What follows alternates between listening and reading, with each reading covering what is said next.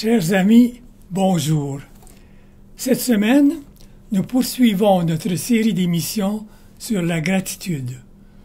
Mon invitée est Mme Lisanne Papineau, qui a déjà participé à plusieurs de nos émissions. Bonjour, Mme Papineau. Bonjour, M. Gay. Mme Papineau, vous venez de prendre votre retraite comme directrice d'éducation au Conseil scolaire catholique du Nouvelle-Ontario. Et vous avez accepté de me rendre service à plusieurs reprises. Et tout d'abord, je vais commencer par vous exprimer ma gratitude, parce que notre thème, c'est la gratitude. Alors, merci beaucoup pour tous ces nombreux services rendus au cours des années et pour votre excellente collaboration. Et aujourd'hui, je vous remercie d'avoir accepté de réaliser cette émission sur notre thème qui est exprimer sa gratitude. Alors, au début de cette émission, nous tenterons de découvrir ce qui a fait de vous, ce qui a fait de la petite fille que vous étiez, la Lisanne que vous êtes devenue. Dans votre enfance, qu'est-ce que vous avez reçu ou vécu qui vous a suivi toute votre vie? J'ai pris du temps à y réfléchir, mais c'était pas très compliqué d'arriver à une réponse pour vous, M. Guy. J'ai été entourée d'un amour inconditionnel de la part de mes parents. Puis cet amour-là m'a suivi toute ma vie. Mes parents nous ont permis à ma sœur et moi de vivre notre enfance. Ils ont toujours appuyé ce qu'on a voulu faire. Ils ont toujours cru qu'on était capable d'accomplir de belles choses et de grandes choses. Et puis vraiment, cet amour-là m'a suivi, m'a permis de grandir, de devenir la personne que je suis aujourd'hui. Et parle-moi de ta vie de famille un peu, quand tu étais petite. Chez toi, petite. Mm-hmm. Bien, comme j'ai mentionné, mes parents ont toujours voulu qu'on vive notre enfance. Donc, j'ai joué, j'ai eu des amis, j'ai vraiment senti que j'ai pu être une enfant. J'avais des responsabilités, mais il n'y avait pas des grandes exigences d'être une grande fille très rapidement lorsque j'étais petite. Donc, j'ai apprécié ça parce que j'ai tellement de beaux souvenirs de mon enfance. Et puis, comme je dis encore une fois, c'est grâce à mes parents qui nous ont toujours entourés de leur amour. Et puis, ils ont toujours cru, pour continuer à parler un petit peu de mon adolescence, je me suis toujours sentie appuyée dans les choix que je voulais faire ou que je faisais. Et puis, mes parents étaient là pour me guider, pas m'imposer des choses. Mais est-ce que c'est toi qui menais ou bien si eux avaient le privilège de te guider, de te conduire? Ils guidaient. J'étais pas menée, j'étais guidée. Puis il y a une grande différence. C'est moi qui prenais les décisions. Oui, hein? Puis je pense que ça m'a permis de développer chez moi de la résilience, d'être une personne, quand même certaine de moi-même. Puis ça m'a valu beaucoup par la suite, lorsque je suis devenue adulte. Et ensuite, même dans ma carrière, dans le travail que j'ai fait, que ce soit enseignante, direction d'école, conseillère pédagogique, surintendante, j'ai appris à croire dans mes habiletés, dans mes compétences. Puis ça, c'est des choses que j'ai reçues de mes parents. Et là, en termes de ma famille, bien évidemment, mon époux et moi, on a voulu faire la même chose pour nos enfants. Donc, je suis mère de 4 enfants. Ils sont à la fois semblables, mais ils sont extrêmement différents l'un de l'autre. Et puis moi aussi, ça a été la même chose. J'ai voulu les entourer, et j'espère qu'ils diraient la même chose de moi, j'ai voulu les entourer d'un amour inconditionnel. J'ai voulu leur donner la confiance nécessaire pour qu'un jour, eux autres prennent leurs propres ailes et puissent se sentir comme ils s'épanouissent aussi dans le monde. Donc, puis j'ai appris aussi beaucoup de mes enfants. mes enfants ont été aussi une source d'inspiration dans le sens que j'étais mère de 4 enfants. J'ai accédé à un poste de responsabilité à l'âge de 40 ans, des grandes responsabilités, mais mes enfants m'ont toujours gardé, comment je dirais, consciente de l'importance de l'équilibre. T'sais, vous savez, en éducation, c'est une vocation et on s'investit pleinement. Et on pourrait passer pas mal toutes nos journées, même les fins de semaine et les soirées, à se préparer, à faire du travail. Mais dans la vie, il n'y a pas juste le travail. La famille est aussi extrêmement importante. Puis je crois avoir eu ces enfants-là qui étaient quand même jeunes et aussi mon travail, mes grandes responsabilités m'obligeaient de chercher l'équilibre. Puis c'était bon aussi personnellement pour moi.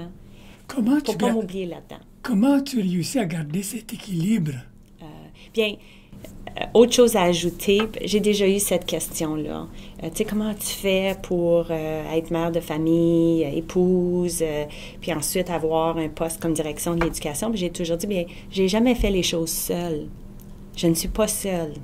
Et si on est ici pour exprimer notre gratitude, je me suis toujours entourée, j'ai toujours été entourée de personnes aussi qui m'appuyaient. J'ai parlé de mes parents. Mes parents ont toujours été là au cours de mon cheminement personnel et professionnel et ma carrière et mes enfants m'ont toujours aidé. J'ai une grande sœur aussi qui a toujours été là pour moi et moi pour elle. Et puis aussi, j'ai un époux. Les enfants ont un papa qui leur a donné tout autant, qui a eu lui aussi une carrière en éducation, comme surintendant de l'éducation. Donc, c'est un partage. Puis même les enfants, on a toujours voulu, dès un jeune âge, qu'eux autres comprennent qu'ils avaient quelque chose à contribuer à la famille. Alors, les responsabilités dans la maison, elles ne revenaient pas juste à maman et papa, mais eux autres aussi en avaient. Alors, des choses simples comme nettoyer ta chambre, aider à préparer le repas. Donc, on a toujours fait ça en famille. On a toujours cherché à les inclure autant dans notre vie professionnelle que personnelle. En tout cas, ça revient à dire que les enfants m'ont aussi montré l'importance de l'équilibre. Alors là, on a sauté toute une étape. C'est l'étape de tes études, de ton adolescence. Parle-nous de ce qui s'est passé à ton adolescence spéciale et après ça, avec tes études.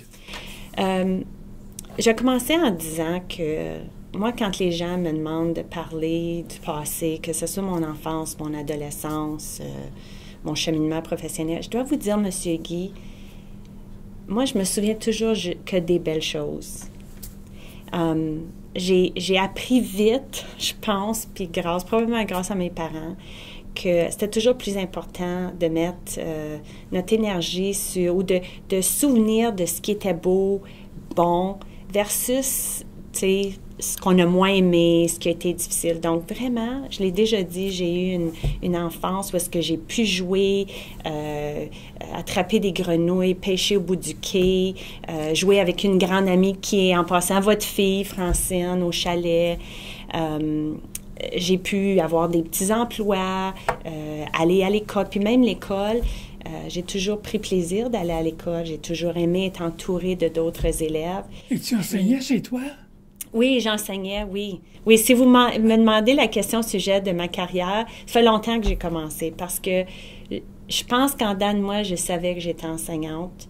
Quoiqu'à un stage, j'ai comme résisté. Je pensais que j'étais pour devenir avocate, puis j'étais convaincue que j'allais pas en enseignement. Mais oui, j'ai commencé à enseigner au sous-sol chez nous, sur la rue Preet. J'avais 3 petites amies dont le papa était italien, anglophone, et la maman anglophone. Et les parents voulaient que les jeunes filles, les petites DiPaolo, fréquentent l'école de langue française. Puis évidemment, tu dois pouvoir parler français. Donc, j'ai pris sur moi-même de leur enseigner. Puis papa et maman avaient installé un tableau noir dans la cave, puis je leur faisais des leçons. des leçons de français. Mais qu'est-ce qu'elles sont devenues, ces petites filles-là? Bien, elles ont tous de très bonnes carrières. Il y en a une qui est une traductrice pour une compagnie à Toronto. Alors, son français l'a aidé? Ils ont maintenu leur langue française. Elles parlent l'italien, le français et l'anglais. La deuxième travaille à Ottawa pour le gouvernement fédéral. Et la troisième est en santé. Je crois que c'est physiothérapeute ou dans ce domaine-là. Mais évidemment, de pouvoir parler 3 langues leur a valu beaucoup. Donc, pour revenir à mes études, évidemment, il y a des gens qui m'ont touchée tout au long de mon cheminement d'éducation, puis je pourrais pas nommer toutes ces personnes-là. Est-ce qu'il y en a une en particulier quand tu étais au primaire? Là? Oui, c'était Mademoiselle Brideau en 5e année. Tu sais, là, j'y pense, puis je pense qu'elle avait juste une façon de faire avec les élèves, très attentive. Elle était ferme, mais elle était juste. Et puis, elle était toujours souriante. Elle était toujours souriante et de bonne humeur. Puis, il me semble que c'était toujours agréable quand on arrivait dans la salle de classe le matin. On sentait vraiment qu'elle était là pour nous autres, qu'elle voulait être là.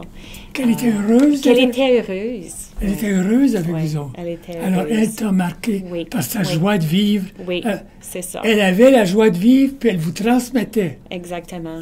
Et ça, tu as pu garder ça. Oui. C'est devenu important pour moi. Puis ça, je pense que c'est une chose que j'ai réussi à faire. C'est, tu sais, peu importe ce qu'on vit dans notre vie personnelle, quand on est au travail, je pense qu'on se doit, les gens méritent, les gens autour de nous autres méritent quelqu'un qui a un sourire, qui est de bonne humeur, puis malgré les péripéties de la vie, on regarde à la journée de travail comme étant, rendons-la la plus plaisante que possible.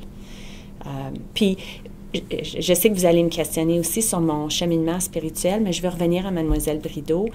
Cette année-là, dans le programme d'enseignement religieux, là, je me souviens pas de tous les détails, hein, parce qu'on se souvient de... mais on avait un lancement du bateau. Il y avait ce symbole-là de ensemble... parce que c'était pas une année où est-ce qu'on vivait un sacrement quelconque, mais on avait comme groupe juste lancé ce bateau à voile-là, puis le souffle de l'Esprit Saint et tout le reste. Donc, je me souviens très bien de ces moments-là. En tout cas, j'avais même offert les services à ma mère pour préparer le gâteau en forme de bateau à voile et je lui ai raconté ça dernièrement. Je lui demandais si elle se souvenait de ça. Puis elle disait, oui, elle dit, t'étais bonne, Lisanne, pour offrir mes services. Mais en tous les cas, ça a été des moments évidemment marquants lorsque j'étais jeune étudiante. Au secondaire, est-ce qu'il y a quelqu'un qui t'a marqué? Je dirais qu'au secondaire, j'ai eu Madame Chrétien, Jocelyne Chrétien, en 10e année. On était une classe de filles seulement au Collège Notre-Dame. Et puis elle aussi, c'était sa joie de vivre, son sourire. Je sais que vous la connaissez. C'est une personne qui est dynamique. Qui aime la vie. Elle aime la vie. Et elle fait aimer la vie. Oui, et elle fait aimer la vie. Et puis... Et c'est ça le rôle de l'éducateur. Oui, exactement. C'est ça le rôle. Faire aimer toute la vie et surtout la vie à l'école. C'est ça. Puis elle, dans le cours d'enseignement religieux, on avait pris le temps de regarder les différents textes bibliques. Puis cette année-là, si je me souviens bien, on devait faire une présentation de certaines parties de la Bible. Et avec une collègue de salle de classe, on avait actuellement fait des diapositives. On avait été chercher les différents costumes avec nos 2 familles. On avait pris des photos pour représenter les scènes, certaines scènes ou certains textes bibliques.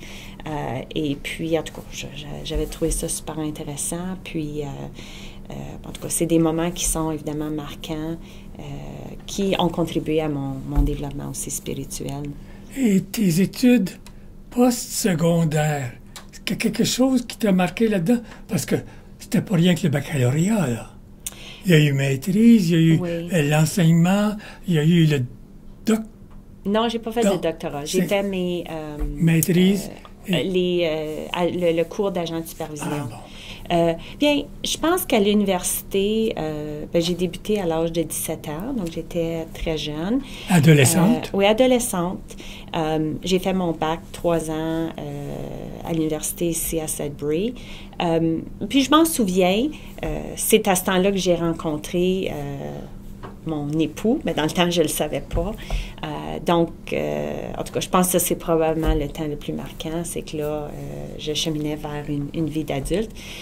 Mais ensuite, je suis retournée aux études après 2 ans d'enseignement à Kapuskasing. Donc, j'ai débuté ma carrière à Kapuskasing, à Cité des Jeunes, première année au secondaire, et à Saint-Jules-Moonbeam, en 7e année, ma 2e année. Et ensuite, nous sommes retournés ensemble. On s'était mariés, puis on est retournés aux études à la maîtrise. Puis vraiment, tu sais, on se rend compte comment on est jeune lorsqu'on étudie. Et j'ai juste eu une appréciation très différente lorsque je suis retournée comme adulte pour faire ma maîtrise. Évidemment, j'avais vécu des expériences comme enseignante. Je m'étais épanouie davantage et j'ai certainement beaucoup plus apprécié mes cours à la maîtrise, puis ensuite mes cours pour devenir agente de supervision que la période de temps lorsque je finissais mon bac. Où est-ce qu'on était? J'étais dans cette période-là de l'adolescence à devenir adulte. Donc, en tout cas, les études, en tout cas, je pense qu'on devrait continuer à en faire. Je pense qu'on apprend tout le temps, peu importe... Il y a l'université de la vie, hein? Bien, c'est ça, c'est l'université de la vie. Puis on apprend à tous les jours. On apprend à tous les jours. Puis il faut apprécier, on parle de gratitude, il faut apprécier que chaque journée, c'est une nouvelle journée, puis il y a des choses nouvelles qui nous arrivent ou qu'on découvre à tous les jours. Et ce qu'il faut, c'est exprimer cette notre gratitude. Hein? Complètement d'accord. Tellement important d'exprimer la gratitude. Il y a tellement de personnes à qui nous pouvons dire des merci incroyables. C'est ça. Oui. Alors, là, on a parlé de tes études. Ton éveil de la foi, là, comment est-ce que ça s'est fait, ça? Bien, mon éveil de la foi, c'est évidemment grâce à mes parents. Donc, mes 2 parents ont une grande foi. Avais-tu une grand-maman, toi, qui restait chez vous? J'ai ma grand-mère ou la mère, mon père, est demeurée avec nous autres. Donc, évidemment, elle aussi, elle a eu un impact. Est-ce qu'elle était pieuse et religieuse, ta grand-maman Tremblay? Elle était très pieuse. C'est une des choses que j'ai appris à un jeune âge, c'était de prier. Puis là, je partage un petit... pas un secret ou un conseil, mais mon père, il me disait toujours, lorsque j'étais jeune, et c'est quelque chose que j'ai appliqué même encore maintenant, même dans le rôle de direction d'éducation. On vit tous des moments qui sont plus difficiles, qui sont des fois qui nous dérangent. Mais mon père me disait toujours, Lisanne, tu sais, quand quelque chose ne va pas bien, tu te sens pas bien, dis 3, je vous salue Marie. Dis 3, je vous salue Marie, puis je te le dis, tu vas voir, il y a une paix intérieure qui va s'installer dans ton âme et les choses vont finir par tomber en place. Ça ne veut pas dire que ça réglait tout. Et c'est vrai. J'ai toujours, même comme adulte, même comme direction d'éducation, surintendante, enseignante, quand je sentais à des moments donnés que je vivais une situation plus difficile ou complexe, je n'étais pas trop certaine j'avais besoin d'aide. Quelles étaient les solutions. J'avais besoin d'aide. Oui, et que je disais toujours mes 3, je vous salue Marie. Et ça me donnait réellement une force, une énergie pour pouvoir franchir finalement les étapes que je devais franchir au moment même. Alors ça, c'est quelque chose que j'ai toujours gardé. La prière a toujours été très importante pour moi de façon quotidienne. Je suis une personne, tu sais, la méditation, la réflexion. Puis, je veux dire, j'ai été chanceuse. J'ai fréquenté des écoles catholiques. J'y crois beaucoup. Vous le savez, ça, M. Guy. Devenir directrice générale de ça. Tout un système. Puis, il ne faut pas prendre pour acquis que ça sera toujours là. Je le dis encore, même si on est en 2020, si on regarde les autres provinces, on est chanceux en Ontario parce que le gouvernement finance encore des fonds publics, l'éducation catholique de langue française et de langue anglaise en Ontario. Et c'est réellement un trésor à préserver. Parce qu'il ne faut pas oublier, oui, dans le rôle que j'ai joué, et même comme enseignante, direction d'école, le partenariat entre la paroisse, les parents et l'école, c'est très, très, très, très important. Puis il faut vraiment se donner la main et de plus en plus, parce que les choses changent, la société change, la vie des jeunes ou la vie familiale change. Mais moi, j'ai toujours dit, et je vais continuer à le répéter, les enfants passent la plupart de leur temps à l'école. Dès l'âge de 4 ans jusqu'à 17 ans. Alors, l'école joue un grand rôle dans le cheminement spirituel. C'est pas pour remplacer la paroisse, c'est pas pour remplacer les parents, mais c'est un complément incroyable parce que on est avec eux 5 jours par semaine. Alors, il ne faut pas l'oublier, ça. Puis, je suis confiante. Je sais que je ne suis plus là, mais je suis confiante qu'on a des gens dans nos écoles, dans nos conseils, parce qu'il y a 8 conseils catholiques de langue française en Ontario, qui vont continuer à lutter. Et que des parents qui désirent ça. Parce qu'on dit qu'il y a 7 parents sur 10 qui demandent une école, parmi les francophones, qui demandent une école catholique. Alors, 7 parents sur 10. Une éducation catholique. Une éducation catholique pour leur enfant. Alors, il faut remercier ces parents-là qui y tiennent. C'est ça. Et l'école est là pour leur rendre service. Et j'en suis très reconnaissante parce que l'école a contribué, ainsi que mes parents, puis la paroisse, le prêtre, mais l'école a contribué beaucoup à mon cheminement spirituel et à mon développement de la foi durant mes années à l'élémentaire et au secondaire. Qu'est-ce qui t'a motivé à aspirer à devenir surintendante? Parce que ça vient pas tout seul, là. Non, ça vient pas tout seul, mais je pense, en tout cas, j'ai bien apprécié cette question-là. Je dois vous dire que lorsque je suis devenue enseignante, je m'étais pas mis dans la tête que je deviendrais un jour surintendante ou direction de l'éducation. Au contraire, moi, j'ai toujours vécu au jour le jour. J'ai toujours cru dans la providence. Alors, j'ai toujours vu ma vie comme un long voyage. Puis, durant ce voyage-là, bien, il y a des choses qui sont arrivées. Il y a des portes qui sont ouvertes devant moi. On dirait que c'est le bateau de Mademoiselle Brideau. C'était le bateau de Mademoiselle Brideau. Oui, c'était un long voyage.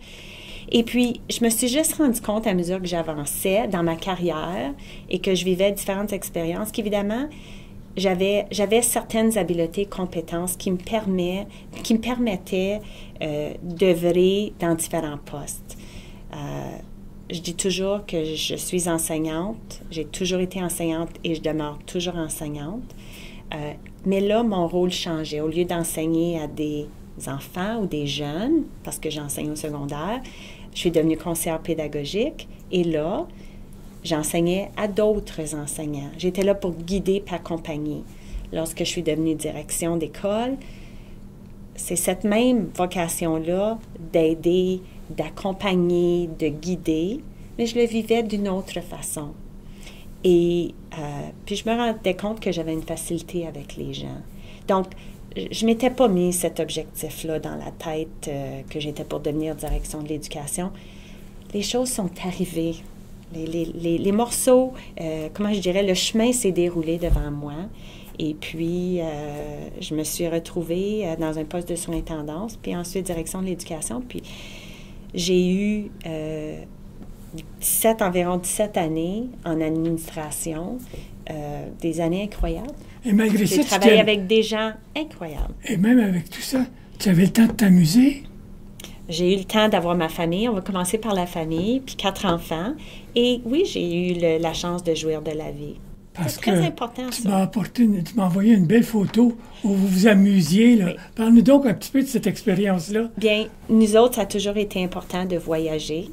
On aime beaucoup découvrir le monde. le bon Dieu nous a mis sur une terre, puis il y a des trésors sur cette terre-là. Donc, voyager a toujours été important. On a voyagé beaucoup avec les enfants. J'ai voyagé aussi comme enfant avec mes parents. Et je vais continuer à voyager pour découvrir le monde. Donc, oui, on a toujours pris le temps de s'amuser. Mais je parle avec tes collègues. Tu as une photo avec tes collègues où vous faisiez du théâtre ou quelque chose? Oh! Non, je sais quelle photo. On a toujours, au travail, je veux dire, il faut prendre le temps de s'amuser, de rire au travail aussi. C'est ça que je veux dire. Donc, au conseil, au bureau, donc le siège social, les gens aimaient beaucoup la Toussaint, fêter la fête de l'Halloween. Il y en a qui aimaient beaucoup se costumer. Il y en a d'autres qui aimaient moins ça. Alors, on avait décidé, durant la journée, de consacrer un petit peu de temps. Et ce que vous avez vu, M. Guy, c'est le groupe des cadres supérieurs, donc moi, les surintendants, nos secrétaires administratifs, on s'était costumés en agent de bord. Et on avait Robert Maillé, qui était un des surintendants, le seul homme du groupe.